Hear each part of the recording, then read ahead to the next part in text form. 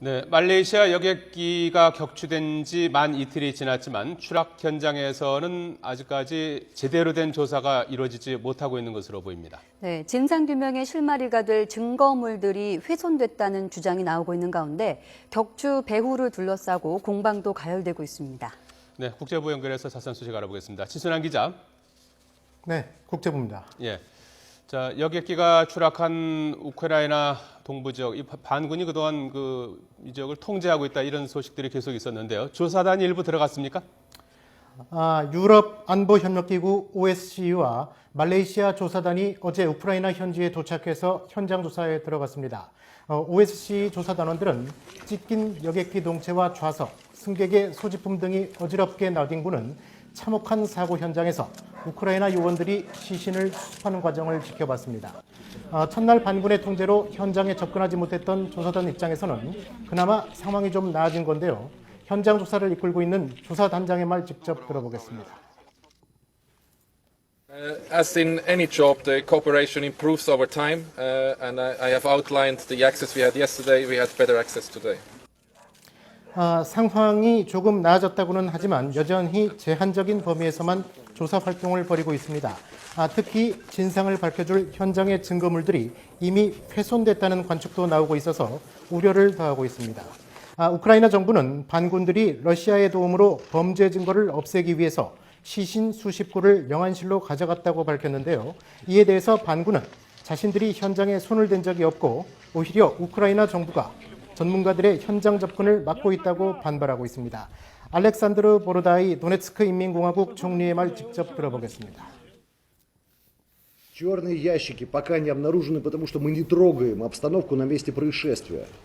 На этом настаивает миссия ОБСЕ. Должны прибыть их эксперты, и они должны искать, в частности, черные ящики.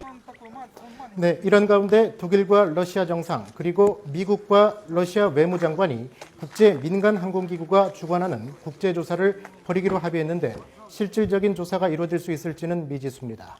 앞서 설명해 드렸지만 실제로 주요 증거가 훼손되고 국제조사가 당사자 간 알력으로 속도를 내지 못할 경우에 몇 달 전에 말레이시아 여객기 실종 때처럼 진상규명이 장기간 어려움을 겪을 수 있다는 우려가 커지고 있습니다. 네, 이 말레이시아 여객기가 미사일에 맞아 격추된 것은 모두 인정하고 있는데 이 미사일을 누가 쐈는지를 놓고는 공방이 더욱 가열되고 있다고요. 그렇습니다. 먼저 우크라이나 정보 담당 국장이 어제 긴급 회의를 열었는데요. 러시아 요원들이 러시아에서 부크 미사일 발사대를 가져와서 미사일을 발사한 것이 확실하다고 주장했습니다. 동부 반군들은 정교한 첨단 무기인 부크 미사일을 운영할 수도 또 단기간에 훈련을 받을 수도 없다는 설명입니다. 비탈리 나다 우크라이나 정보 담당 국장의 설명 직접 들어보겠습니다. We know for sure that the team was Russian.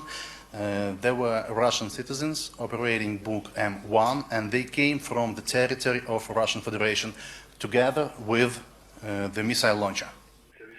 앞서 우크라이나 내무부도 여객기 피격 직후 러시아 국경 쪽으로 이동한 미사일 발사대에서 미사일 한 기가 없는 화면을 공개하면서 러시아 배후설을 제기하기도 했습니다.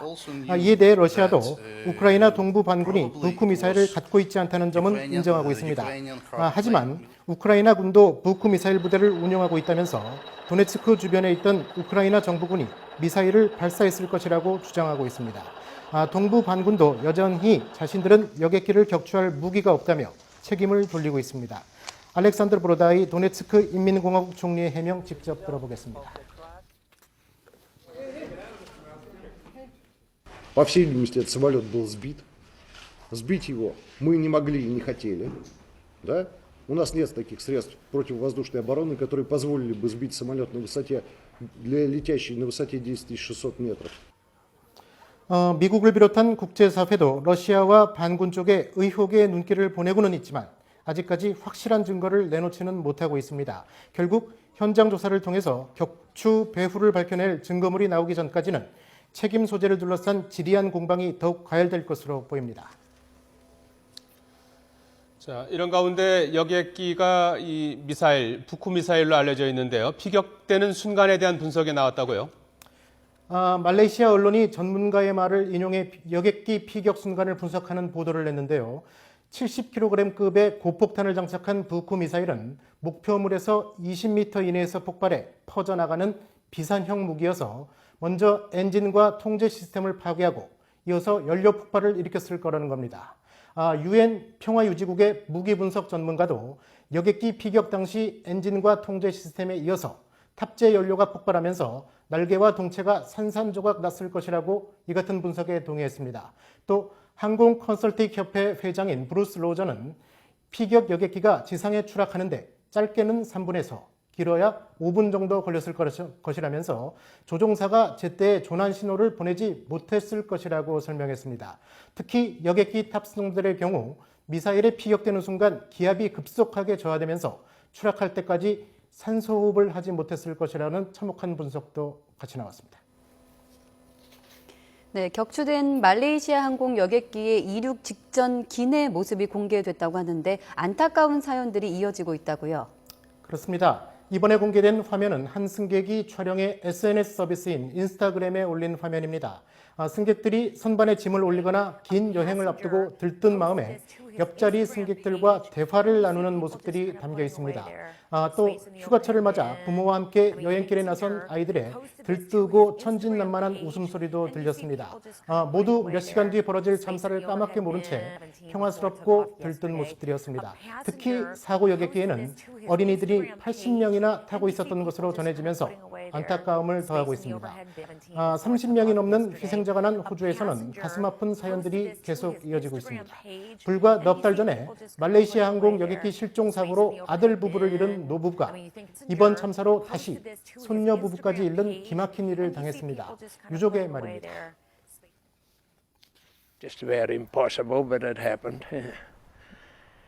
So, yeah, there's not much we can do. 이번 사고로 200명 가까운 국민이 숨진 네덜란드에서는 애도의 물결이 이어졌습니다. 가족 여행을 떠났다 일가족 6명이 모두 숨진 시골 마을에서는 추모의 꽃다발이 가득 놓였고 수도 암스테르담 스키폴 공항 입구에도 희생자들을 추모하는 꽃다발이 산더미처럼 쌓였습니다. 추모객의 말 들어보겠습니다. Very excited when you go on holiday, and now I'm not so excited now because I don't think it's going to happen again. 졸지에 가족과 친구들을 잃은 슬픔을 힘겹게 달래면서 참변을 당한 고인들을 추모하는 물결이 세계 각국에서 일어나고 있습니다. 네, 여객기 피격 참사에도 불구하고 우크라이나에서는 정부군과 반군 사이에 교전이 계속되면서 포성과 총성이 멈추지 않고 있다고요?